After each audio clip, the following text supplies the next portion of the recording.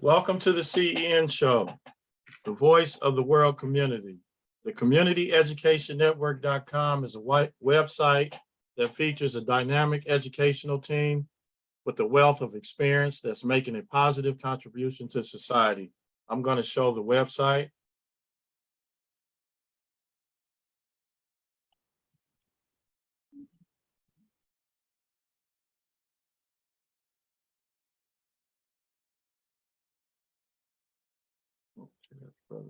I'm not showing the website. Let me go back. Bear with me here. I had it highlighted. Oh, there it is. Okay, here's the website, Community Education Network. We have a home page. This is the home page. And as you can see, anybody that want to come on the shows, they can just come right in on the home page. We had Conscious Corner on Monday. It was a great show. Now, here we are this evening, right here with our guests. I will introduce them later. We have the About section tells you all about us. We have the podcast. The shows are on audio on the website and on YouTube. You see the video. We have perspective writings by myself and Brother Thomas. We got a legends page with Professor Amin-Ra is one of the featured legends that we have. Community actions.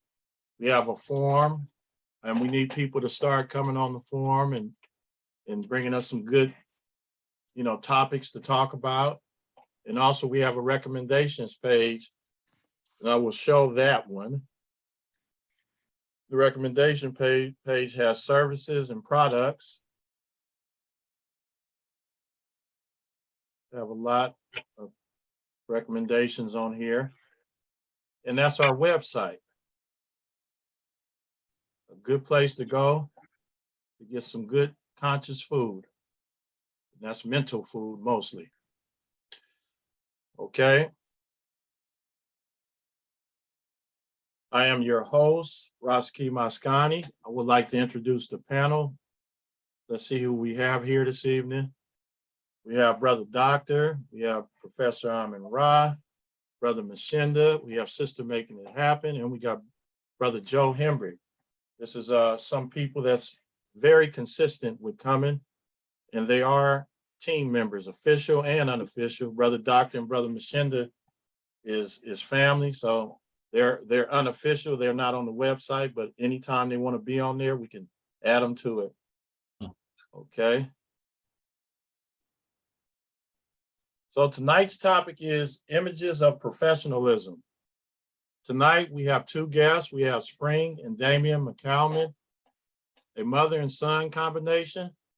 This is Damian's second appearance as a guest, and his first visit was in May of this year, and I'm glad he's back.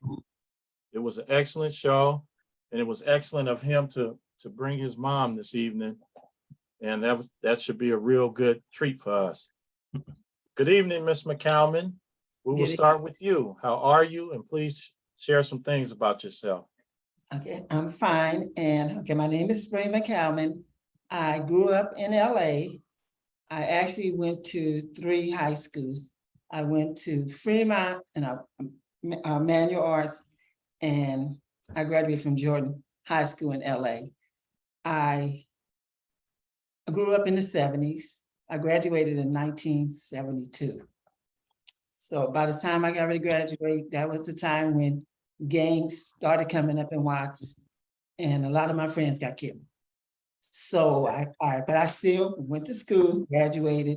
I ended up having a professor or a teacher, a white teacher, who encouraged me. Once I started applying for colleges, he actually told me about Chapman.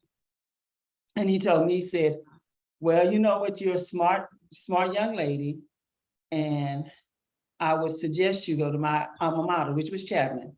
I had applied to USC and UC, Riverside, and those colleges. And he told me, he said, you're probably gonna get accepted, but I'm gonna tell you that if you go there, what they're looking for is smart black kids. So they'll throw money at you. So I was able to go to Chapman, graduated in 1977 with 2 degrees. But that was through going through summer school, winter school, and whatever time they offered school. And I ended up only owing $200 national defense loan. And I paid that on my way out the door. So I was able to get scholarships and grants for the whole 4 years. I ended up getting a degree in social work and one in criminal justice. And when I was growing up, my mother was on welfare. So I actually saw a social worker come to the house, and it was like that movie Claudine, where they come in and they search underneath your beds and they do all that stuff. And I actually was intrigued by it. And I watched my mother's reaction, and yeah, we were hiding things, and my father lived with us. But my mother at that point, she didn't work, but then she did start working, and she was a housekeeper. My father worked at a battery company. And so when I was looking at that, I don't know, I just thought it was like, wow, somebody has that much control and power over you. I don't know, I just wanted to do that. So that's why I went to college, to be a social worker. And I ended up working for LA County for 38 years. I retired 4 or 5 years ago. I ended up being a manager, lower level manager, but I did become a manager. And I worked in welfare, which is what I wanted to do, because I wanted to help people and I wanted to encourage people to get an education, and that use this for a stepping stone, but not for a crutch. So that was my motto. And every time I would interview a client, I would tell them the county had so many programs. Did they know about them? And I encouraged them to join them. So that was my goal. And then by the time I left the county, I was actually a manager at our teaching academy. So I worked with trainers and the districts. So that's me. I have 2 children, Damian and Chantel, and both of them are on their own and not living with me, even though they know they always have a home if they need one. So, and I have about 12 grandkids and 3 great grandkids. So that's me. Oh, I'm single. Come on now. Well, that's a beautiful story, and I would like to add to what you were saying. Now, I had a brother who came out in '72 also, and he went to Chapman College. Okay. So you guys probably crossed each other's path. And he didn't finish there, but he went there coming out of high school. Okay. And then the story that you told about the welfare lady coming out to your house, and it was like the movie Claudine. And by you seeing that and wanting to do that is something that I actually teach when I'm teaching my students. I told them that, when you have vision, that gives you something to look forward to. It's like setting a goal. Mm-hmm. And so you, in what I'm getting from that, you visualize yourself being that, and you were able to accomplish that by, realizing your dreams. So that's awesome. I think that's really awesome. Okay, so I appreciate you sharing with us. We're going to go to Damian. Damian, welcome back. I'm glad you're here. And so can you tell us a little bit about yourself, and then also you can start the presentation? Sure. Let me see, I guess. Well, I'm 44, married, 11 years, 3 children, 9, 7, and 4. I'm trying to think. I work for a nonprofit organization called Elevate Your Game, where we do mentoring programs on high school campuses. And I've been doing that for 10 years. So like she said, just grew up. I was born, I guess, in South Central LA. I don't know if I grew up in South Central LA. We moved about my 10th grade year to Lakewood. And I think that's probably where I really started to grow and develop as an individual. That was my first time going to school with my neighbors. Yes. So I think from 1st through 9th grade, I went to school. I was bused to the San Fernando Valley, which was fine with me. I liked it. I liked the school. I liked the teachers. I liked the students. But then when we moved to Lakewood, I got a chance to go to school with neighbors. And that was the first time that I ever got a chance to do that. That was the first time I ever went to friends' houses, you know, because they were my neighbors. And those are my friends to this day. So I'm happy about that. Graduated high school in '96. Dabbled, can I say dabbled in college for a minute? Yes, yeah. For a minute, but I couldn't figure out what I wanted to do. I knew it, but I didn't know it. So I just dabbled in it and then just started working. So from there, I think that's how I got to here and working with youth. I found that that was something that I enjoyed to do. Like she said, even encourage people and challenge them to be the best version of themselves. That was something that I found that I could do. And just working with people. That was something that I found joyful. I like working with people. But that was my joy. So that's who I am. And we are here today. Should I just start? Okay, so we're here today because in my work with youth, you know, one of the biggest things that I hear periodically during the summer, we do a summer internship where we train students to go work, right? We have businesses that we partner with and we train them for maybe 4 or 5, I'm not gonna say 4 or 5 weeks, but it's like 4 or 5 Fridays in a row. And then we send them out to work. And one of the things that we teach them is professionalism.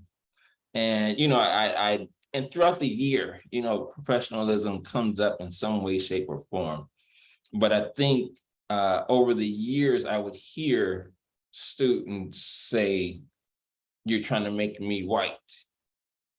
And I think just recently I heard it again, which made me, you know, ultimately call my mom and say, "Hey, I'm hearing this.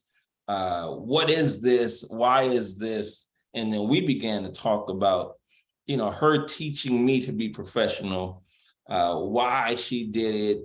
And we just started talking about her development in that area. And I guess that's what we'll do now. So for yourself, I'm gonna sort of interview her. So for yourself, you know, who taught you, why did you think it was necessary first to teach me professionalism? Why did you think that was necessary? For you to get a job. Okay, for me to get a job. For you to get a job, I felt that you had to dress a certain way, you had to know how to talk, you had to present yourself in a manner. And I remember when we were talking about it, I told you that I actually got it later on in life to be professional. Mm-hmm. But in reality, when I think back, now that I think back, I remember when we would go out and my mother or my father would say, "Okay, you need to go in the room, change your clothes. We're going out, so we're going to be amongst people. So what you have to do, I don't want any arguing, I don't want any fighting. I want you to put on your best clothes, and I want you to listen to people. I want you to talk in a low voice." And that was actually my first idea of what professionalism was. Yeah. Because they demanded that you act a certain way. Now, when you get home, you can act however you want. Mm-hmm. But when you're around people, you have to act a certain way, which is what I didn't tell you because I didn't remember. Mm-hmm. And then so as I got older and I started going into the job market, I realized that there were rules. There were rules of etiquette. And if you came on confrontational, most likely you didn't get the job. If you came on sounding like you weren't educated, you wouldn't get the job. Yeah. So with all the competition going around, I told you, I remember when you were doing salesperson and we went out and we bought shirts and ties and pants and shoes, and you were actually paving the ground. You were actually walking. Mhm. but I told you, you had to look a certain way. Right. And I told you you had to act a certain way. Mhm. So then I remember when you were going out on job interviews Yeah. and you were going out with your friends. Mhm. And I said, well, wait a minute, why are you going out with your friends? Why are you giving people choices? Mhm. You're supposed to go out by yourself Yeah. and you go get a job. Don't go with your friends, Mhm. because now instead of 3 or 4, now instead of one choice, they can actually pick from the 3 or 4 of you. Mhm. So you're actually cheating yourself. Yeah. So that's how that came about. But in school, like I said, when I was in school at Jordan, I was in AE classes, which is college prep classes, and they gave you ideas of how to dress. They showed you, they did mock interviews. They wanted you to get prepared Yeah. for jobs. So that helped me. So as I got older, even with LA County, we would have like back to school, bring your sons and daughters to work day. Mhm. And in those days, we always had a segment of professionalism. We would do a fashion show to show you how you need to dress. Mhm. We would do mock interviews. We would do resumes so that when they came out, they could get jobs. Mhm. That's what we would do. Gotcha. And I think I remember you taking me to get shirts and ties for a sales job. And I was confused because I'm walking down the street. I'm thinking tennis shoes, maybe, jeans, t-shirt. She was like, no, shirt and tie, because this is a professional, people are going to receive you as a professional. But I was like, it's going to be hot out there. I need some shoes, I need comfortable, but I do remember you doing that. Yeah. I'm gonna give you guys a definition of professionalism, and this is gonna lead into more. But it says the conduct, how you conduct yourself, aims or qualities that characterizes or marks a profession or a professional person, the conduct, behavior, and attitude of someone in a work or business environment, how a person comes to work and conducts themselves on the job. It says it involves dressing and conducting yourselves appropriately for someone in a professional position. That includes clothes, body language, and qualities such as integrity and confidence. So these are the things that we teach our students too. When you go, you have to be a professional. And this is what it looks like. And I think, where it says appropriately, in my research, it says that appropriately is subjective. Because one company could say this is professional versus another. So, when we're teaching these youth, Black and brown students, how to be professional, even in the dress, all the things that we hear, I always still hear them say, you're trying to make me white. That's not how we dress, shirt and tie. Right. I think for us who are in schools, they have shirt and tie days for boys. And it's fun, but you always got some kids like, you're trying to make me white. It's not how we dress. Body language, we use our hands. And it's like, we sometimes teach them like, to other folks who you are working with, that could come off a certain way. You know what I mean? But then also just knowing that your body language says something. It may not be your hand movement. It might just be slouching. It might just be arms crossed. You know what I mean? But, when we're teaching these students these things, I hear it time and time again that you're making me white, which is the point of the conversation. I want you guys to think about these questions, and we'll get to them once we're done. Who taught you professionalism? What does professionalism mean to you? When is it time to exhibit professionalism? Why is professionalism important? How should we teach and encourage professionalism, whether it's young, old, because you was talking about doing it on the job. So you're working with adults, you know what I mean? And lastly, is professionalism cultural? Is it cultural? And I want you guys to think about that, and I'll show the questions next. But then, like for you, we talked about, for me, I'll start with me because I know the slides.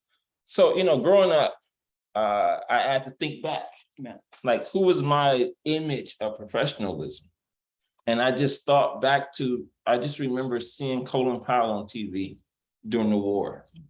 And it was like, for some reason, he just came across as all those things that you was telling me, you know what I mean, or told me growing up, you know, talk a certain way, look a certain way, carry yourself a certain way, know what you're talking about, you know what I mean? And I think we even talked about, because she helped me create some stuff for our students. I think you even said, like, if you don't know what you're talking about, act like you know what you're talking about.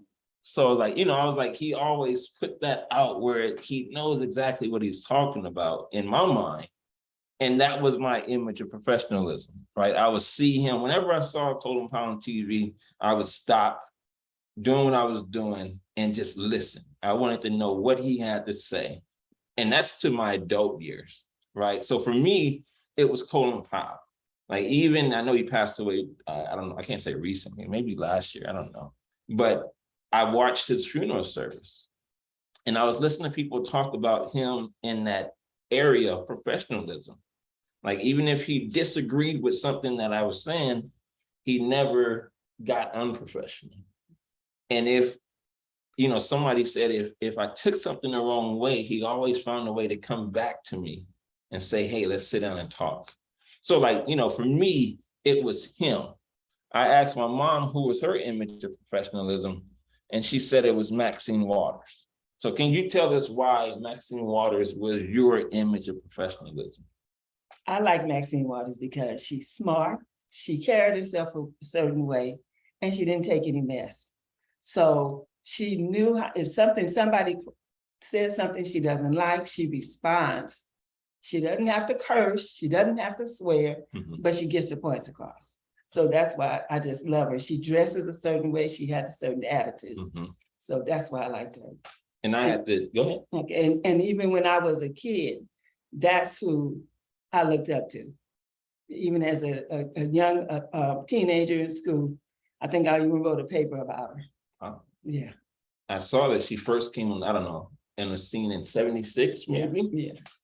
So from back then, I'm looking at this picture with Kennedy, she was already out there, which I don't know about, but it's like, so for you, she was that image. Yeah. Nice. So for you guys, again, I want you guys to think of who was your image of professionalism. Because for me, it was Colin Powell. For her, it was Maxine Waters. Does professionalism, can I, you know, as a young man, could you as a young lady look to a man and say, okay, he's my image? You think that works? You think, you know, we follow after sort of our gender in that sense? To me, I looked at her because she was a woman. That is what made me look at her, because she's a woman. Yeah. She's a Black woman. Got you. So that's what captivated me about her. Got And she was a person, she was a mover and a shaker. Got you. Yeah. So That's your power thing. yeah, Apparently that's my it's a power trip. thing. Yeah, that's my power trip. But no, I think, like you said, for myself, because I had you, right? You taught me all these things. You spoke them, and we even talked about how she would. I was telling recently. I just thought about. She started a Facebook page. I started her Facebook page. I didn't. Okay, I created her Facebook page, but I thought about one of her friends that I don't know if I've known her forever. You've known her since. Well, it's been probably about 20 years. Okay. So I've known her for 20 years, but I realized one day that I hadn't heard her talk about her or seen her. So I asked her about her. And then, you know, I found this lady on Facebook. And the first thing that my mom said is, how are you going to engage her? This is what you should say. Hello, Miss So-and-so. I'm Damian McCalman, Spring's son. And it went straight to professionalism. Right. And I'm like, this is Facebook.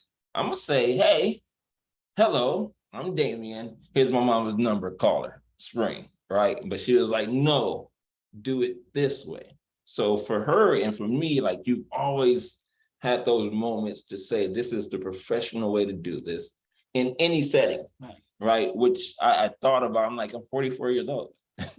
But that's just what you do. And I think that's helped me grow and develop. And I was wondering, because we talked about it before, our youth today, do you think, and this is for everybody too, Do you guys think our youth are getting that? I'm gonna turn to you guys. Did you get that growing up? How did you learn professionalism? I guess, we can turn it over to the panel now, and then we can just Yeah, have. we can.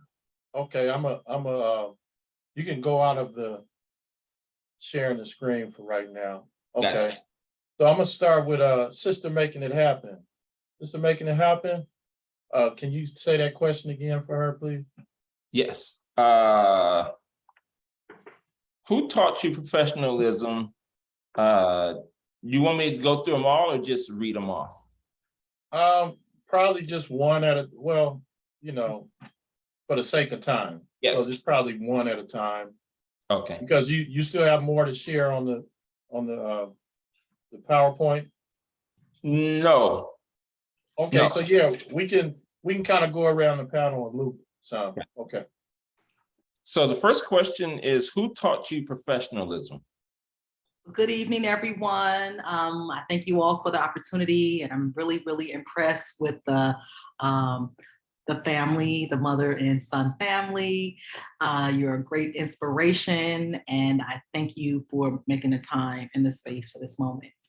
So listening to your mother, listening to your story, I have to say that it starts at home for me. My mother and my father valued education, valued entrepreneurship, valued independent thinking, valued strong cultural connection to Africa. So that was my worldview in that sense. Going forward, I have a couple of stepmoms, and one in particular was very, very, very inspirational. She's a LA native. She went to one of the East Side high schools, and so she's a real LA girl. And I just love her. She was very professional. She was a foster parent. She recently made her transition, but she really taught me about money in a sense of how to think about my future saving, and how I presented myself. I did go to college, so I had some great professors. Cal State LA had Dr. Shirley Better. I had some great professors that were always, I could see myself. And so in high school, I did ROP, Regional Occupational Program. I was always into business because of the family that I came from, thinking about how you're going to make a living when you grow up. And try to have a business too, in addition to a job. So I learned that from my family for the most part, and mentors that I've been able to attain. Nice. All right, thanks a lot. Brother Doctor?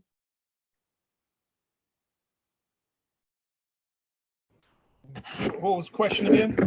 I know something about professional. Where did I learn professionalism from, or what was it? How did you put it? Yeah, who taught you professionalism? It has to be a coworker. I started my career early on, civil service at 21. And when I got in there, when you go do little interviews, take your exams, you really didn't have to wear a suit or anything. You just went in there and did it. It didn't come to the point until it was time to start promoting within the agency, the department. And people were going to interviews. I just had a coworker. He was always going to interviews dressed down. And I was like, man, why are you not dressed up? Other people are getting dressed up, and he explained it. He ran it down to me, and explained everything. And I just took his lead when I went out and started. Then he talked me into getting a real estate license. Then that really came more, explaining professionalism. Then I got it. Man. And but yeah, it was a coworker. Nice. That explained everything to me. Okay, thanks a lot. Brother Brother Mashinda? Hey, good evening. I want to thank the guests for sharing tonight. You know, I guess it started with, can you hear me? Yes. Yeah, this started with childhood. I remember when I was a youngster, my dad, we used to wake up early in the morning, making noise, before, of course, before my parents woke up, the time they were together, and so we would run around the house, just waking up, turning the TV on loud, fighting, fussing, over cereal. And so he used to get on to us about, he used to say straighten up, and he had his methods. He was in the Marine Corps, drafted into the Marine Corps, at an early age, and so he basically, used to pretty much discipline us, and from right and wrong, you know. So the word straighten up, sit up straight, speak up, those types of things. So I can recall that early in life. Mm. Did I take to it, to another level? Probably not. Of course, it was ingrained in me, and then I guess when I got grown, and even to this age, to where I'm at today, I can reflect back on his teachings. My mother, she was a little more, she was more humble, had a meek disposition, but don't get it twisted. She had a serious influence, and she knew how to discipline as well.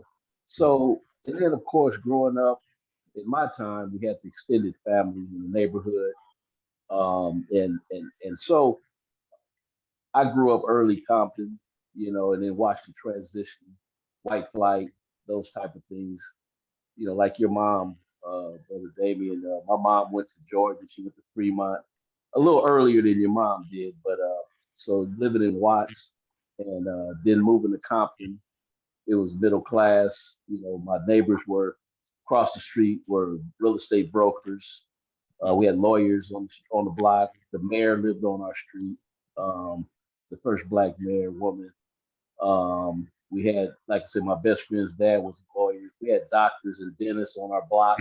Mm. I don't know if Brother Rossi Key remember that, but so my point is, we were being influenced probably without even knowing it. Just uh, in terms of just I guess it was just an influence. So I'm just looking at my influences. But as far as, so fast forward in the tape, you know, my counselors, at high school, they weren't too helpful, at that time. There's a lot going on in the world as time went on. So I had friends of mine, they lived in Carson, and some of them and their people were professionals. Of course, my dad, mom, they had jobs, and I like to consider them as professional people.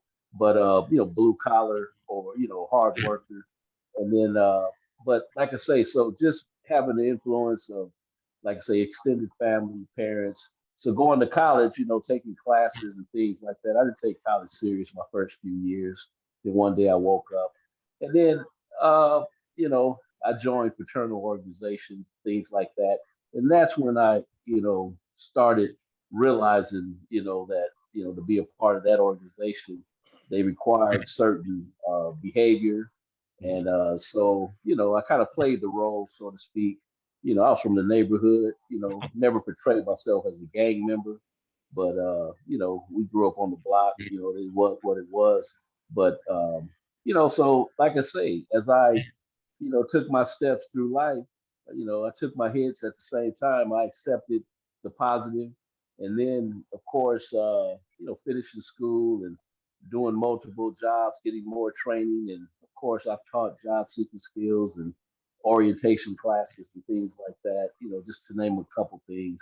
And so, so it's just a holistic approach.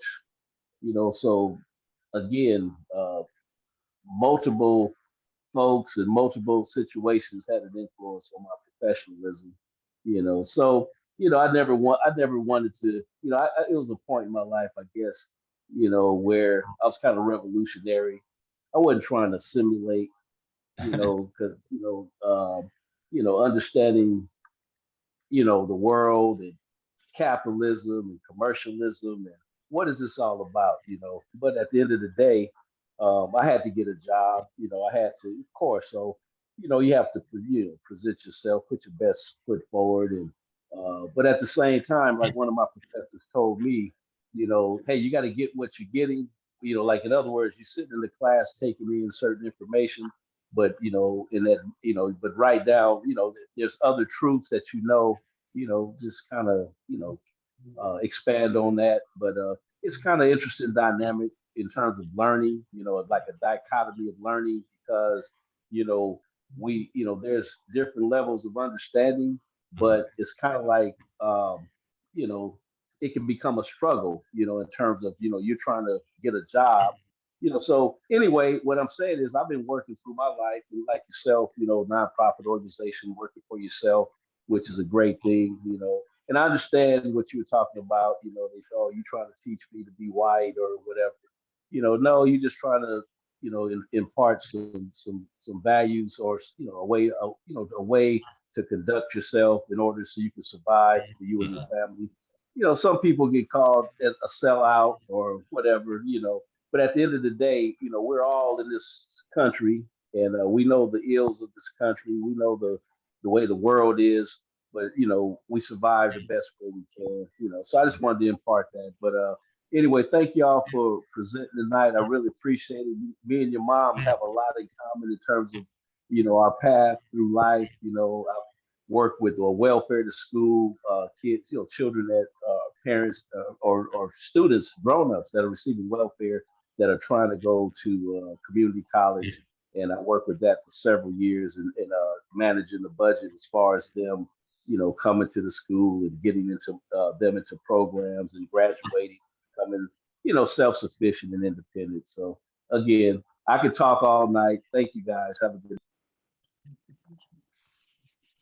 Thank you, sir. All right, Brother Henry. Yes, sir.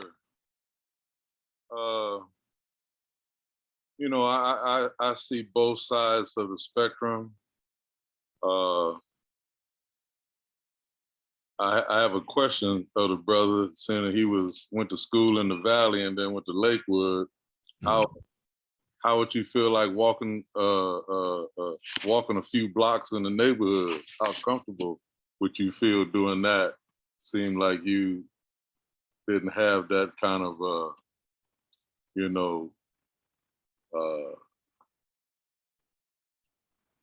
activity. But anyway, I was, for myself, I was the only Black in my class from kindergarten to 7th grade, and then moved to Compton. So, I had all of the,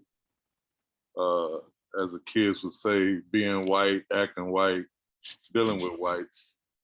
And then moved to Compton, and coming to Compton like that, I had to learn how to fight real quick because they wasn't having that too much. I was always sharp in school. When I first came, they were tripping off of that, like, man, this dude is smart, but the curriculum I had with the white folks was like 3-4 years ahead of where Compton was at the time. So I had some thug days. Matter of fact, one of my buddies used to tell me that I was just an educated thug. I went through those years because my first hero was Malcolm X and Muhammad Ali, due to the experiences that I had with the white folks, during my elementary and first year of junior high school. And so, I went through all that, and I had a few teachers that inspired me to, when I decided I wanted to be a coach. That was my decision. I knew I had to teach something. So I had a few guys that inspired me. One by the name of Frank Wainwright at Southwest College. He was one of my professors. Then I had a couple of guys at Loyola Marymount. When I was at UCLA, I was just a number. You never get talked to the professors at those big places. So when I was at Loyola, I had a whole different experience. And, so I started teaching and I was coaching.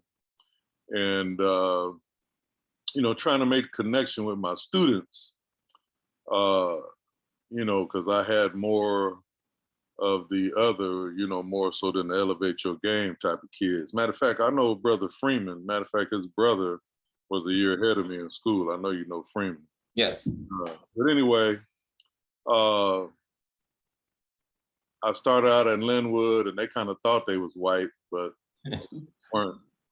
And so I stayed there 11 years, trying to help them because they were Black. And then I took a pay cut to come to Centennial, where I was really needed.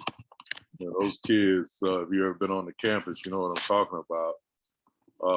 So I really wanted to connect with them, and there would be times that I would be teaching and they would be tripping and cutting up, and I would do, like you said, I started teaching like I was white. They like, stop talking like that, stop talking like that, talk so we can, talk so we can understand you. I said, well, you guys straighten up and I'll do that. My thing is making a connection with wherever and whoever you're with and what you're around. Yeah. That always seems to work best. But I've spoken at conferences and whatnot where I had to, I'd say play the game, but I was putting down some truth while I was doing that, especially about the distortions in history and all that, especially when I had to speak at Loyola. I was really fired up about that because I went there, and I was speaking to a room of history teachers, telling them how the history was totally distorted, whatnot. And matter of fact, they discontinued the program after I spoke there. Folks can't take the truth. That's one thing I love that Malcolm used to say. When you're dealing with the enemy, you don't need a gun, you don't need a knife. Put something on him that he can't stand, which is the truth. He can't stand that. So anyway, I see the value in both. Like I said, it depends on where you are and who you're dealing with. Because I see the little thug kids all the time that I've taught over the years, and I'm glad to see they're still alive. I saw one the other day, walked up to me, and I knew his face right away. I couldn't remember his name, but how do you feel? Do you feel is more, well, I already know the answer to this, it's more that do not have that than do have that, or, or that are aspiring to get that. And so for the numbers, I try to deal with them on their level, where they are. Yeah. I remember every Friday I used to have a current event day where they had to stand in front of the class and speak. I was prepared to go out there and speak. I said, I taught them all the rules about, looking folks in the eye, observing the room as you speak, because you can get a grasp of it if you're getting to them and not getting to them, by the expressions on their face. Yeah. And I taught them the other methods to get a job, like the cold cut method. Everything is not an application. Sometimes you got to have a portfolio, and you go in there and sell the people on the fact of why they should hire you. Yeah. And stuff like that. So, I see both sides, and I appreciate your presentation, but I want you to answer that question that I initially asked you about what's the question? I asked you what with your growing up, you were bust out in the valley, and then after that you moved to Lakewood. I don't know what years Lakewood was, but I know Lakewood to be mostly a white community. I don't know if it was at the time you went to school there or not. So, with that kind of bringing up and whatnot, how would you feel like if you had to go into projects, back in the day and walk through there and talk to some kids? Got you. Crazy. It'd be crazy, right? Because, and like you said, I remember growing up in Watts, living in Watts. Let's say living in Watts, and if I would have I never went to school in Watts, so I would have went to high school at Locke or Centennial. So when I first started working on Elevate Your Game, and I think I told you that I got Centennial, and I think you was like, oh. You know what I mean? Because of the stuff. And I was nervous because I was like, okay, are they going to receive me? You know what I mean? Are they going to, because I like growing up, I was always different. I didn't talk like everybody. I didn't walk like everybody else. So I was nervous getting to Centennial because I was like, will they receive me? But after a while, I just said, I am who I am. And if I be who I am, they'll receive me. And like you said, I know a guy who's like, oh yeah, you're a square. You know, he was like, but that's who you are. And that's perfectly fine because you're not trying to be something else. So, you know, walking in Centennial and then Lakewood at the time I went to school, it was mainly Hispanic. So I was looking for the white kids. I'm like, where the white folks at? You know what I mean? But they weren't even, they were there, but it was a small number. But because of going to school with them, there was a comfort. I didn't go to school with Hispanics. I didn't know what that was about.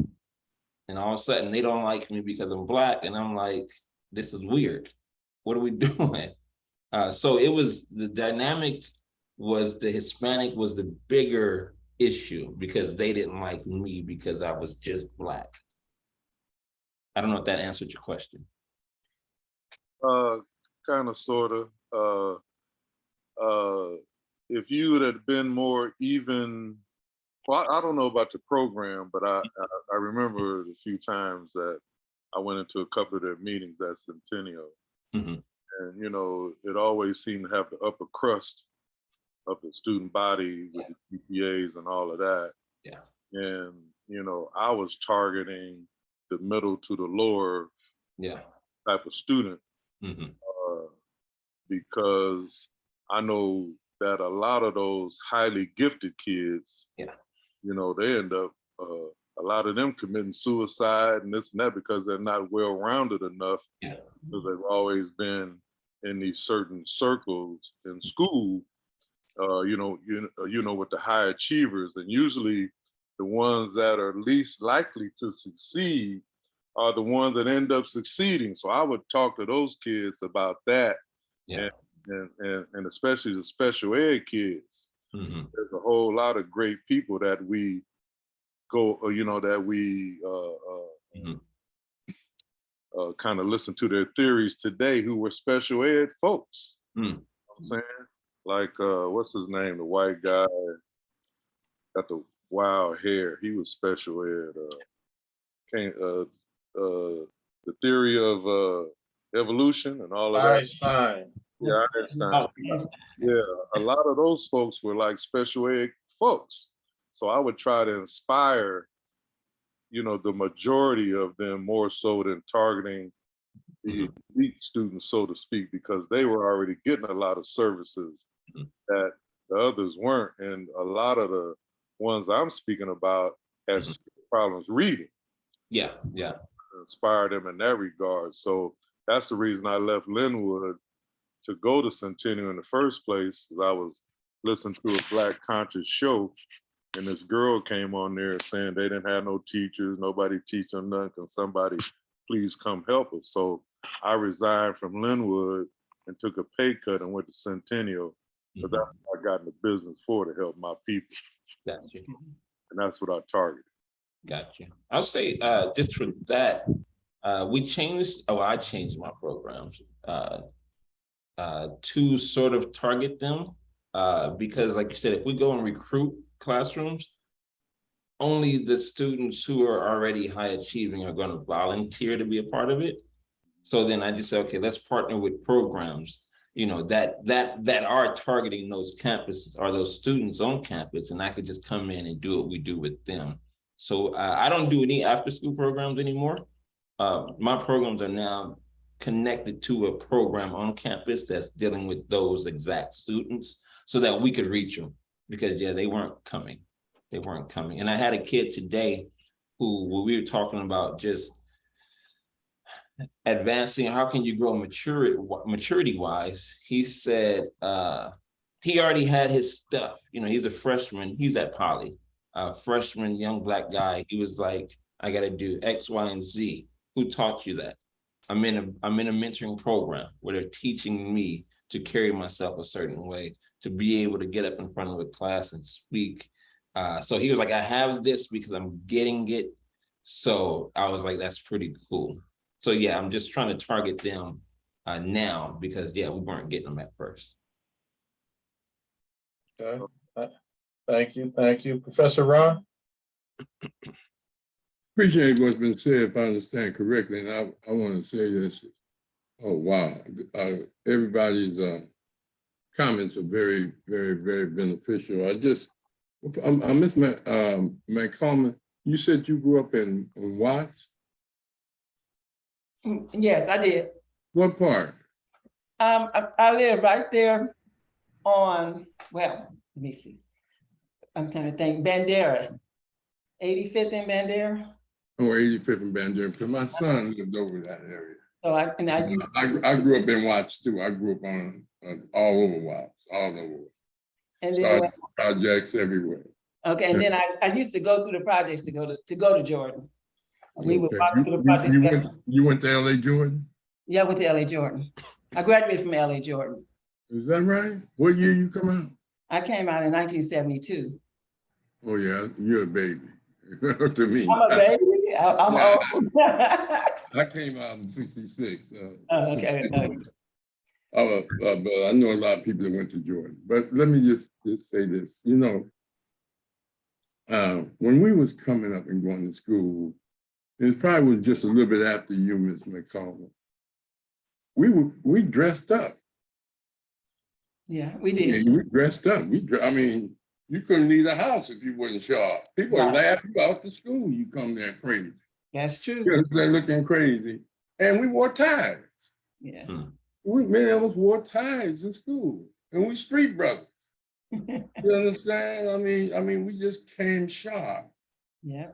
You know, Superfly was sharp. The Mac was sharp. Yes, it was. That's You understand? And you know, all the brother Jim Brown then was sharp. You know, and so there was a requirement address in your parents, even if you was going to the store, you didn't just represent you. You represent your family. right. And they'll say, that boy ain't been raised right. Right. You understand? Manners. Right. Yes, ma'am. No, ma'am. Speak to the people walking. I mean, these were ethics that our parents got from the European, but it's to keep us out of trouble and keep us respected. And the word Mr. means master. That's the abbreviation of the word Mr. And that's where that came from. And so we learned that the Europeans set the standards of professionalism and of what they would call ethics, you know, Eurocentric ethics. You know, when you start talking about professionalism, you're talking about standards, behavior, conduct, and things of this nature that people associate you being polite, being respectful, being this. Then if you're a professional nurse or professional, whatever other profession you're in, social worker or not, depending on your skills, how professional you are at doing your job. At doing your job, you understand? Now, teaching young people life skills to hopefully get them employment, you're teaching them game. You understand? I mean, this is the game you in. You understand? And which is good. You know, don't get me wrong. I learned the hard way. Historian Henrik would know there's a principal named Audrey Clark, and the superintendent was Charlie Knight. So she told, I want to get a job teaching in Linwood. So I go there to the interview in a dashiki. The dashiki was full, with matching pants, everything. $200 dashiki. In those days, I'm talking about about 80 something. And so she was part of the interview, they wouldn't hire me. So I went to the football game that night and Charlie Knight asked me, what happened? I said, well, I ain't heard from her. So Charlie Knight called her up and then she called me in and she said, the reason they didn't hire you? You didn't have a shirt and tie. I said, I had a $200 dashiki. But these were Black people. Dr. Audrey Clark was a Black woman. You understand? Yeah. But, you know, I had to be me. You see what I'm saying? At that time, because I'm already a professor. This was my second job. And, you know, I mean, this, you know, I wore suits and ties all the time, sometimes at school, you know. I change up. There's no, you know, if I feel like being Afrocentric, I'll be Afrocentric. If I feel like putting a rope around my neck and all that, I'll do that, you know, every now and then. But the point is that we spend a lot of time, and I think we have to also include the dynamic that, you know, parents, as Sister make it happen, when you have two parents or when you have a strong mother like you have, and she's done a great job raising you and your sister, you can tell. But you know, you like Sister McCalman said, her mother and father, you know, were professional. During the 60s, most of our parents were not professionals. We're not. No. They were not in, you know, even the brothers and sisters with the BA was working in the post office. Right. That's true. You see what I'm saying? It wasn't until after 65 and the Watts Rebellion, not riot, rebellion, that they changed the dress code. Yeah. You understand? And opened up opportunities. Manpower development program, you know, hey, you know, we gotta get some Black teachers in here because we got Black students, because most of our teachers were white. And most of the teachers that were Black were taught by whites, and many of them went to Black schools, but 50% of the teachers were white. Yes. In the South. You understand? But when you got out here to college, only 2 or 1% of the teachers were Black. Yeah. And with a Black studies, you wouldn't even get a percentage. That's true. That's the majority of your faculty. Yeah. Well, let me get to the point. So we look at this this dynamic. Times have changed today. When Snoop Dogg, Lil Wayne, then can get up and make millions of dollars cussing, tattooed all on top of their head, and earrings and jewelry and all that. It's hard to tell young people, you know, you can't make it unless you was white. See, when we was coming up, that was thought the truth. Right. But hip hop changed the whole game. Not only for the students and young people, but even for the teachers. You ever see how these teachers dress today? Yeah. Boy, they make you cry. I mean, they come there, man, they be, oh man, you know, they just come comfortable. Yes, they do. Some come comfortable. Some act like you're just coming from an all-night card game. You understand? But hey, that the times have changed. Right. Students have changed. Now, let me give you this. When it comes to employment, you see a lot of Latinos working in McDonald's and in all these places. Sometimes they require them to have a dress code. If they can't speak the language, or they got an accent. When we was in the Holocaust of enslavement, it was full employment, 100% employment for Black people. You understand? Because it was free. The more we ask to be treated right and fairly, the more they raise the standards and gains. Because not only do a nurse have to get all the education, then she had to pass a state exam. California is a licensed in state, most credentialed state. You understand? Even a social worker, an MSW, whatever that is. That's a whole new different game. The licensed social worker and all that type of stuff. My point is that they keep moving the goalposts. Because even if we be as white acting as we can. You understand? Sometimes you be wondering why I didn't get the job. I got the skill, I got the education, I got the experience. And they say, well, you overqualified. Mhm. You understand? So I'm just telling you that I'm for professionalism, teaching young people to be polite, not just to get a job, Yeah. but treat each other as if they're gods and goddesses. Mhm. Right. You understand that the same way you treat a preacher, the same way you who represent God to the people and people to God, the same way you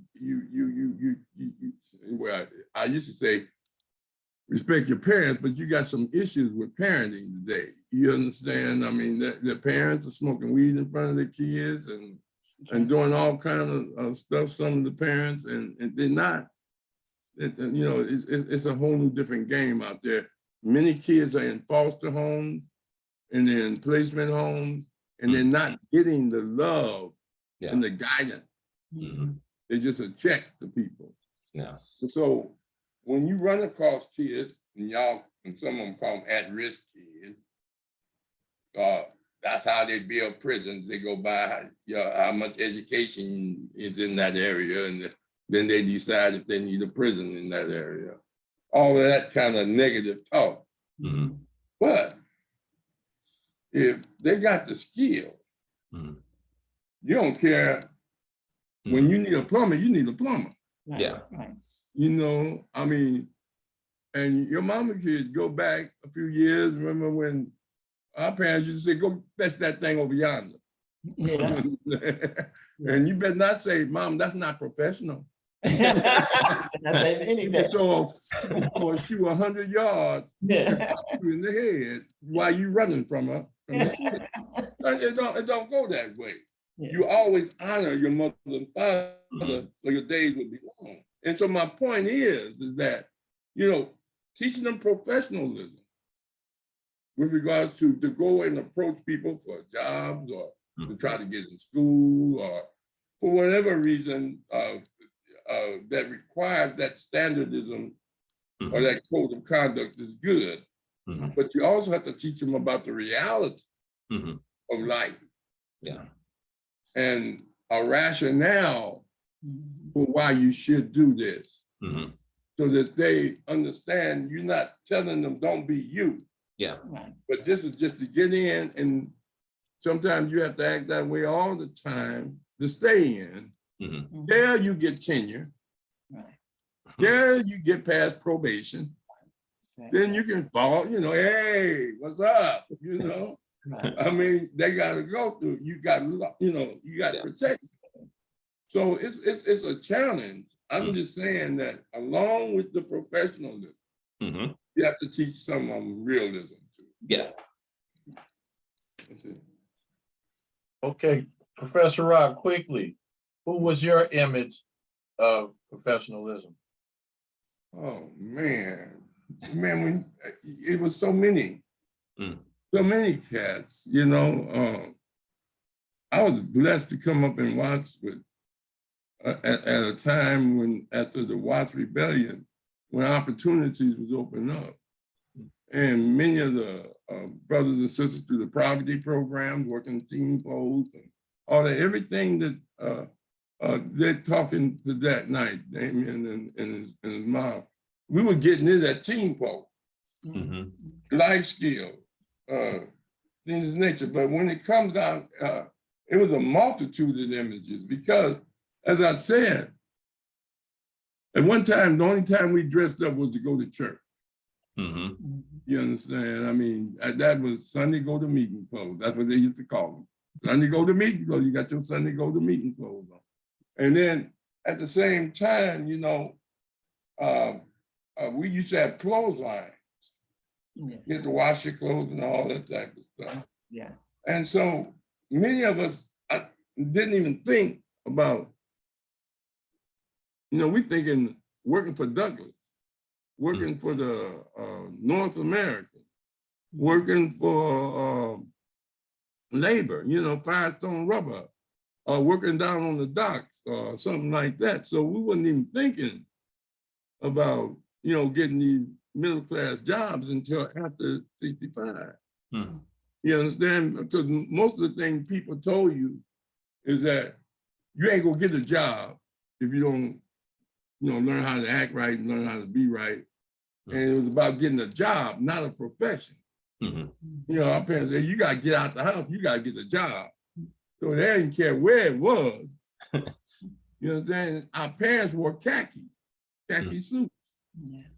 khaki shirt and pants, going to work with a lunch pail.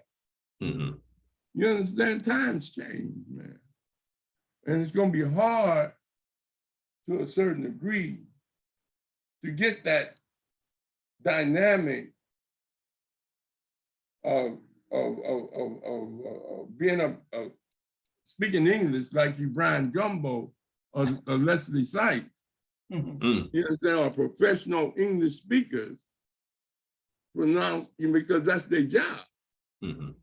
Versus you in an environment. That's why historian Henry got, when you're in your environment, sometimes you act rough just to keep people about you. That's true. You understand? You know, and profanity Mhm. was just a way of conversation. Mhm. Degradation, and it wasn't degradation, it's just our way of communication. Mhm. You understand? I mean, we can use profanity, but it means something positive. Mhm. Versus the negative is, you know, I mean, say that's a sharp end over there, but that end was sharp. You understand that? Well, you understand, but you know, we didn't look at that as a negative language. And Ebonics with Dr. Ernie Smith and Dr. Robert Smith was about teaching Mhm. English to us as a second language. Mhm. You see, and getting money for that. Mhm. And quit flunking our kids because their phonics wasn't the way you thought it should be, Mhm. and holding them back. When I was the counselor for community college, me and Ron Chapman revolutionized the counseling department. Because in order to get into transferable classes, you had to go be tested. Mhm. Every student at a community college, full-time student, had to be tested, and even part-time. And that determined what level of math you could take, what level of English. Well, some of them would be there 20 years if we went by them taking the test. Mhm. So we said, no, you had the right to fail. You understand? And if you think you can pass that class, we're gonna sign you in. Mhm. Okay. So all this stuff about, well, you got to be able to prove you can do algebra and all that. Because the average age in community college is 33, you understand? And then the prerequisites to get into these classes, kids be there for a 2-year degree, you'll be there 5, 6 years. Mhm. It takes 8 years to get the degree me and your mom got now. Mhm. You understand? 8 years, average. It's a long time. And some times have changed. I mean, we came through, we had 33, at the most 37, 36 general ed requirements. Now it's 51 in Yeah. Cal State. You understand? So times have changed. But my point is, I appreciate you working with the young, even the ones that's sort of appears to be on the right track. Mhm. But as Joe say, we like to try to teach the kids that don't want to learn. Yeah. You understand? Mhm. That's our challenge. Mhm. You understand? And my son was the principal at Pathway for LA Unified. He had a 99% graduation rate. Mhm. No fights. I mean, he stopped teaching now, he go around training principals. Yeah. But I'm just saying that's what the school he was at.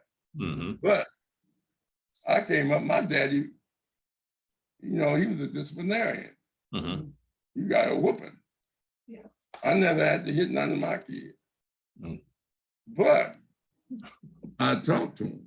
We'd have family meetings and things of that nature. And so I'm saying that as you working with these young people, many of them will remember you and appreciate the lessons that you taught them, because many of them will open doors for them, their behavior.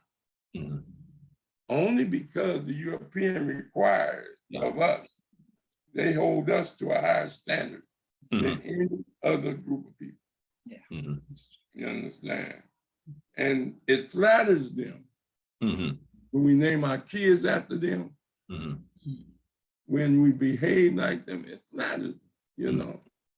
And that's why some kids say, "Oh, you trying to teach me to be white?" Well, politeness is politeness. Yeah. Right. You understand? Being clean and dressed is standard. I mean, it's called hygiene. Yeah.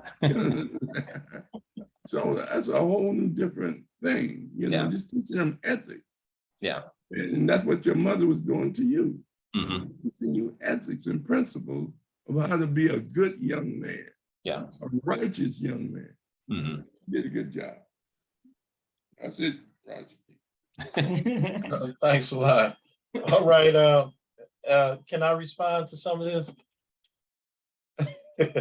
Okay, so now, when I was in high school, my senior year, we had a young teacher come, a drafting teacher, Mr. Williams, Mitch Williams. And he was a drafter, you know, he, did blueprints and all of that and drafting. So he came dressed professional daily. And his demeanor was similar to yours, Damian, calm, but and then I guess you could say that you have a serious demeanor too. He spoke in a nice tone, never was loud. And he just, it was different from all the other teachers that I came under. And it was just different. And that's who I kind of noticed, like, wow, this guy is serious and he's dressed nice. And, and that was my first image of professionalism in that sense. So that's that. Now, earlier on, Ms. McCalman was saying that, you act a certain way. You was teaching your kids to act a certain way in public, and then at home, then they could do other things that they do. Now, we call that code switching.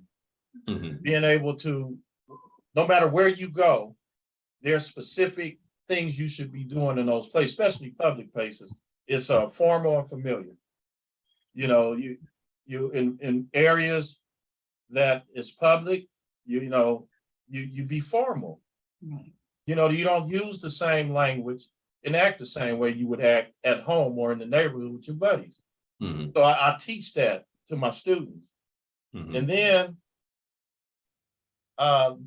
Professor Ross said the way teachers dress now. And it was funny that he said that, because now when I go to work, I pull out all of my clothes now and I dress. This is the first year I did it. And I would say, I don't know if you would call it professional, but I be sharp and I get compliments. Like, well, why are you dressing like this? I said, look, I have clothes at home that I don't wear. Now I'm going to wear them. It's like, and a lot of those clothes was for administration, but they won't hire me. So now I dress now. And the kids be like, and so it's a change. So that's how I dress now. And then something was mentioned about mathematics and the higher mathematics. In all of my mental capacity, mathematics is incorrectly taught, and there's a higher standard for mathematics than it should be. A student should be well versed in adding, subtracting, multiplying, and dividing. That's it. Because you can do any math if you have those basic skills in place. And students shouldn't have to take higher level math classes to graduate high school. And this is my little personal gripe teaching math all of these years. Mhm. You know, we got students that still don't know how to multiply. You ask them what 17 plus 5 is, they can't even answer that. They have to count on their fingers, Right. things of that nature. So if we taught the kids to make sure before they graduate high school how to add, subtract, multiply, and divide, that should be sufficient. They should be able to graduate high school out of a basic math class. Because there's so many students that are so disinterested in learning the higher mathematics. But they get an earful from me and they get exposed to all of the curriculum that we have. Well, most of the curriculum, because you only have so much time to teach the curriculum. So I just wanted to comment on those things. Mhm. So now, is there anything else, Damian, that you would want to talk about, or is that basically it? I think that's it. And I think it's like you said, I think I'm walking away with a lot. Because I think this is my second time, and I think Professor Rob mentioned it twice, that what we're teaching the kids or trying to teach the kids is going against really the culture. You know what I mean? So trying to now take that and say, okay, how can we teach these things that are needed? It's going to go against the culture, but to be more, how do we get it to be more? How do we get it to be the culture? You know what I mean? Like you're saying, professional and, you know, learning these things when we have others that they look to, you know what I mean? As, well, heck, if they making money, I ain't gotta talk, you know, carry myself a certain way. But like you said, like, are we all going to be rappers? Are we all going to be this or that? So trying to figure out how to merge the two. And I think even like Mr. Hemrick, Brother Hemrick said, like one of the things I try to do is teach the same thing at every school. So if I'm dealing with the group at Centennial, my group at Wilson's gonna get the same lesson. My group at Linwood or Fireball's gonna get the same, you know what I mean? Because I'm like, y'all all growing up in the same culture, but trying to, even in that, fit the group, their culture that they're living in, who they respect, who they admire, you know, so that now I can see and then adjust our curriculum to fit what we want to teach, but then also to speak to their desires and their heart, really. So I got a lot out of tonight's conversation. Okay, so Mom, Well, I do understand. It's strange because when the gentleman asked about Damian and why could he interact like in Watts? Mhm. And I thought back to when I put him in when I had him bused. I have a daughter, and my daughter is completely different from Damian. Okay, she's hood. She's hood. Okay. Definitely hood. Well, we're not gonna talk about her, but she's hood. So, but when she was going to school, elementary school, she was really smart. Mhm. Probably smarter than me. She was real smart. She was an A and B student. But the one thing, the reason why they got bused was because when she was going to school, and I'm like a homework person. Okay, what's your homework? Where's your homework? The first thing you do when you come in, you get your snack, but then you do your homework. So her homework was the same thing every night. Every single night, she had the same homework. So then I made an appointment with the teacher to say, why does she have the same homework? How is she learning if everything she's doing, and why would I let her do the same thing every single night? So then the teacher this is what her answer was. Oh, well, because she's the only one doing homework. So because she's the only one doing homework on the board, I put the same homework every night. So I said, so that's what you do? That's how is that helping my child? So she didn't really have an answer. She said, well, I gotta worry about the rest of them, but you're not calling meetings, you're not talking to parents, you're just putting the same homework. So at that point in time, I decided to bus my kids, period. So they were bused, and because I needed them to get an education. Now my daughter, unlike Damian, she's streetwise. She knew everybody in the neighborhood. Streetwise. Well, no, not like her. I mean, you know, no, not like her. You already know that. Not like her. So I have two different children. Okay. So when he mentioned, when the gentleman mentioned that brought that to mind. Because even though you see Damian here, if you see his sister, it's a whole different persona. It's a whole different thing. So I don't know how I raised two different kids, but I did. Oh, no. Okay, but they're completely different. Well, they say mothers love their daughters, but raise their sons. Yeah.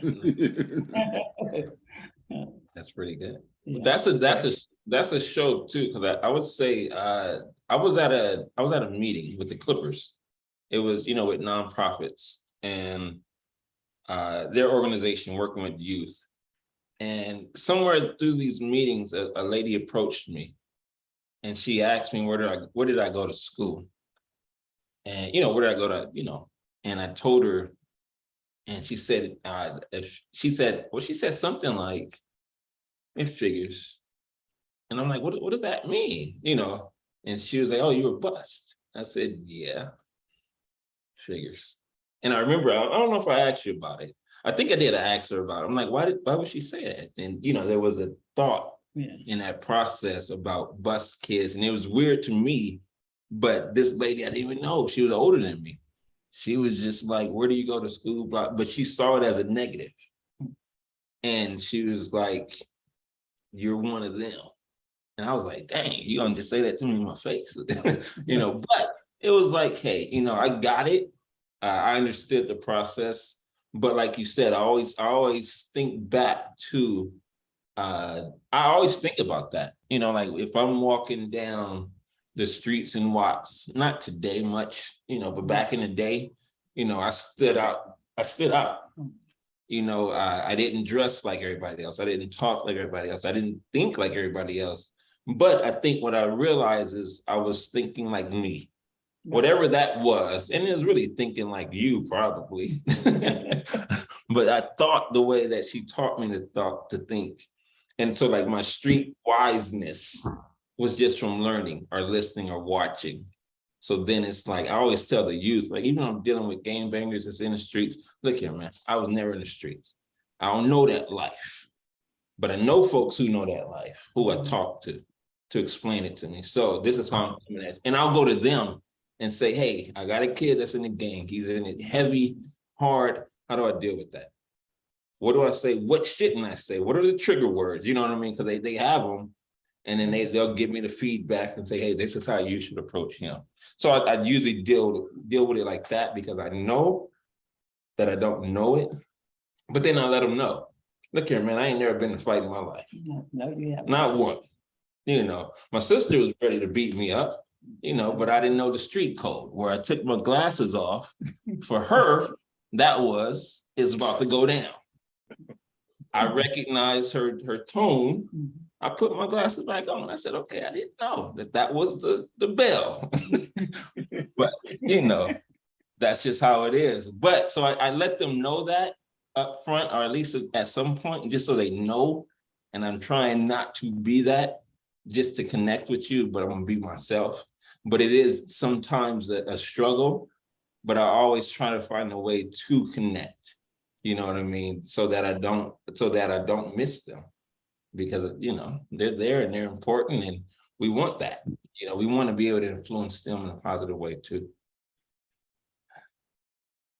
That's beautiful. Russell Key, I had one quick question. Go ahead. Brother Rob brought some up. I had a question for them. You're talking about professionalism. Now, like I said, I retired after 29 years of civil service. I worked in 3 different counties, probably over 20, 25 different cities. Once you're in, and this goes towards civil service, so someone correct me, I think civil service is the biggest employer of African Americans in the United States. Professionalism, you're talking about professionalism. Once you get in, doing your professionalism, do you teach the kids, or you ask me this, what's more important, professionalism or being liked once you're in? Oh, You know what? I teach them professionalism, and as a part of that is likability. And I say that because I had a supervisor when I worked at Target for 12 years. She told me that she wanted me. She was like, "You don't work hard.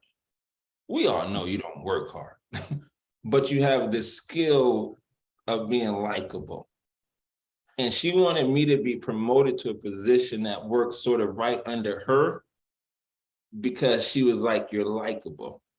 And I need the people that you're going to be under to like who they're working for." And she was like, "I need to like the person that I'm working with. The person who works hard, he's doing his job, he's there early, he stays late, dotting all his I's and, crossing T's. I don't like him." So she introduced me to that. And she was like, "That's a skill that you possess." And so I teach them, I add that to it. Like, being likable is huge, it's key. It can take you places that, like you said, skill, talent, but that likability, and I use it. Once she told me, and she told me that while I was working this job, because she's seen me doing some stuff. She works for 7-Eleven now, corporate. So she's helped me get some connections with them. But she told me, she was like, "Teach them likability. Teach them likability." And I do it. And it's like, that's one of the funnest lessons that we have, lessons that we have. But I use it, and I think it's key so that they know. I'm like, when I come on these school campuses, I need the administrators that I'm dealing with to like me. You know what I mean? Because I want the doors, "Hey, I need to get in this classroom. Hey, I need to talk to this student." At Centennial, it's weird. I can go to, administrators and say, "I'm looking for this student." They'll say, "Hey, okay, he's in this classroom, blah, blah, blah. Go get him. Do you want me to call him?" And I know that's just simply they like me. You know what I mean? So I teach it, I use it, and it's key. It's probably more important, but I put it in that same lesson plan. So thank you. That was a good. Yeah, because my experience, I wish someone explained the likability more than professionalism to me. Mm-hmm. I learned on it kind of late in my career. Yeah. And even Rise to Roski. And sometimes you gotta tell them, man, they got to tap dance and they got to coon. Mm. You can sit there and be with the other brothers on that main line, being down and lower. But if you ever want to, we call it back then upward mobility. I don't know what they call it now when you want to promote up, but we have these term upward mobility. You got to tap dance a little bit. And you got to coon to get to that position and that money. And I wish they would have told me that earlier on, because I made a late charge in promotion and getting to the administration position, because I wasn't with the tap dancing and the cooning and being likable.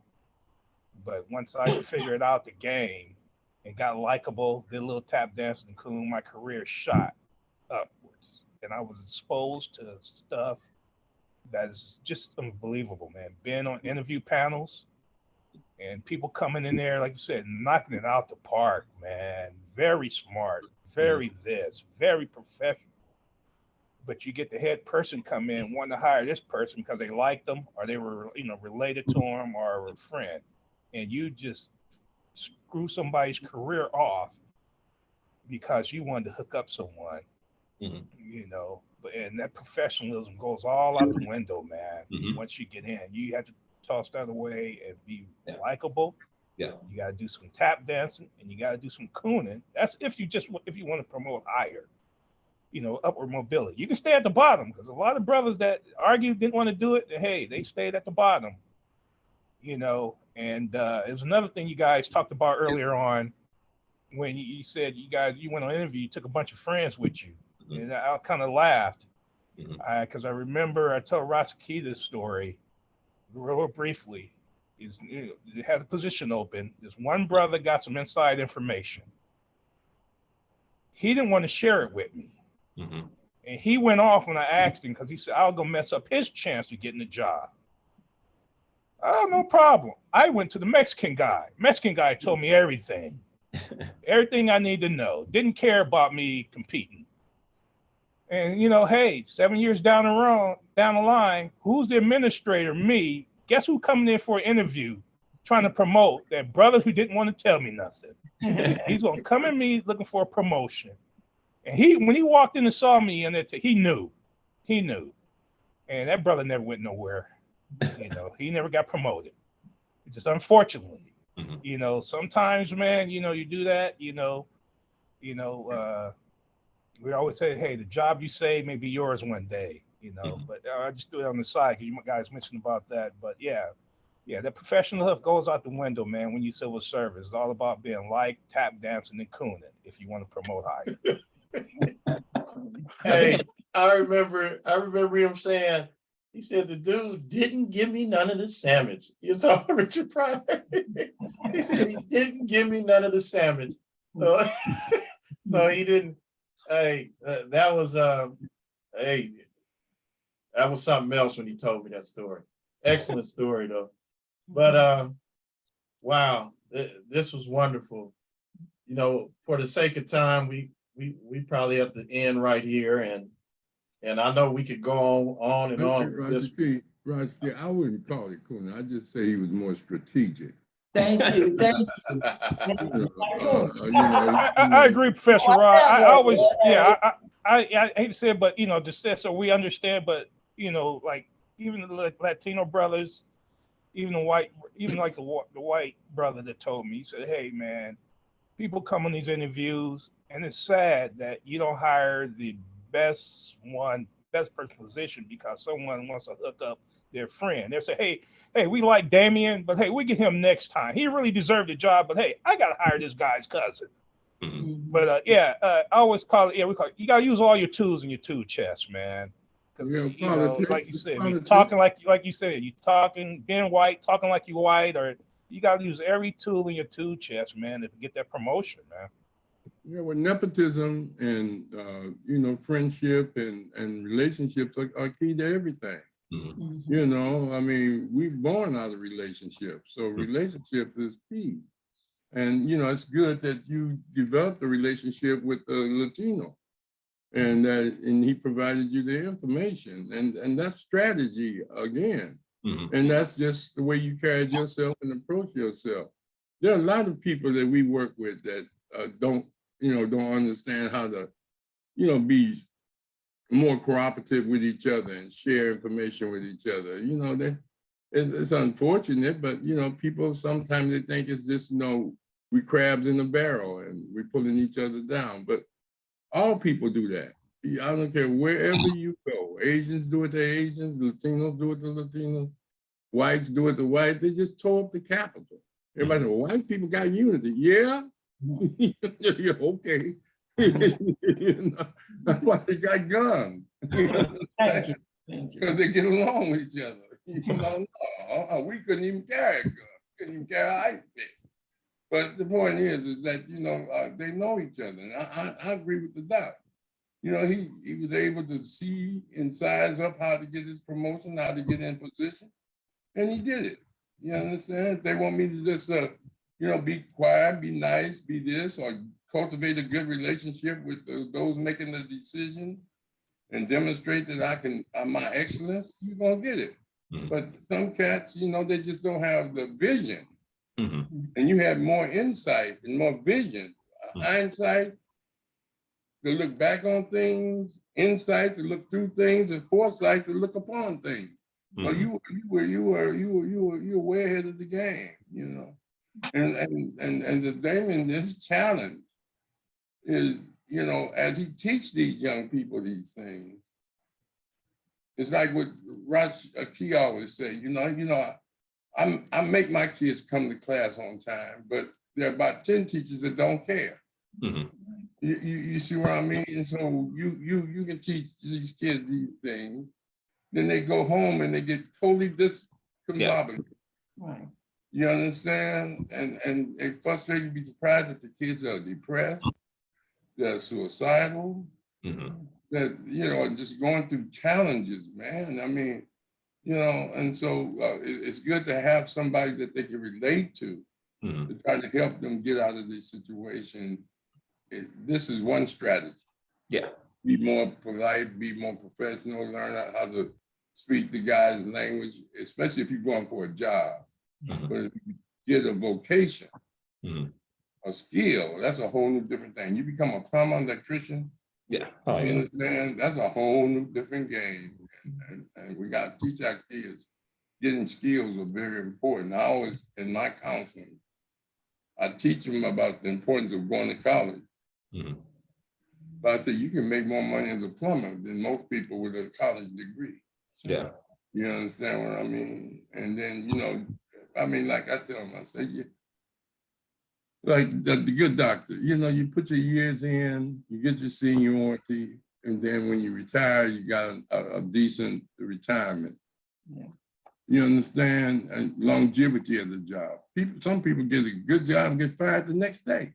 You understand? And that's nasty attitude. That's dealing with that, you know, for different reasons. So some people know how to keep a job, keep and take care of their business. And some people know how to keep their mouth shut, or when to hold them, know when to fold them, and know when to run. You know, that's what we used to say. But anyway, that's it. I like to All right. make a quick comment, Brother Rashki, if you don't mind. Go ahead. From the movie Higher Learning with Ice Cube and Larry Fishburne, I love the part where he's meeting with the brother Epps. Williams, it appears that you have not learned the rules of the game. That's what our kids need to learn, the rules of the game, so you can adapt to the various situation. And Doctor, this one is for you. You know, Doc, I used to be an administrator for years, and when the state came in, they put us all back in the classroom. And I was highly upset, like Rashiki was, right? So so I had a great year teaching history that year. I was in the classroom. I mean, my class was the talk of the campus, right? So, you know, summertime rolls in. So I get a call, there's a new administration at the district. I get a call from this deputy, hey, Mr. Hendrick, I heard a lot about you. I want to know if you want to get back in administration. I like, hell no. And I hung up the phone, right? So he calls back about 5 minutes later, said, don't hang up on me, brother. Don't hang up on me. He said, you know, I heard about you and someone's requesting you. And it was Miss Bond at the time. So I said, okay, I'll come down there. No shirt, I came with a polo shirt on, some cutoff shorts, stuff I played golf in, right? So he's grilling me, the superintendent, up and down about this and that. And, you know, what can I bring to the table to help out the situation? I said, man, I live here. I said, where you live?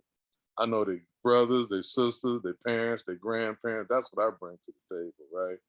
And I said, I can do the job, but I said, I ain't kissing no ass. If that's what you're looking for, you go get somebody else. So anyway, I did it until they put me out again, which took about another 10 years. Right before I retired, I had a run-in with the superintendent's woman. They kicked me to the curb. But, you know, you got to stand up at some point. And once I knew I had my 25 years, you know, they were going to have to retire me at my administrative salary. So I didn't give a crap after that. I said, and say it to you. So anyway, good evening. All right, thanks. Hey, please, Excellent. I gotta say one more thing, you guys. This was the best call. You guys have made me laugh. So, okay, so I really enjoyed the call. I really enjoyed most the mother and son connection because of my son. So I look at you and I just am so happy that you are able to have this moment with your mom at this time. So this is really a blessing. And then I also think about all the career stuff as a career counselor. You guys are like going crazy with all the career stuff. I'm like, yes.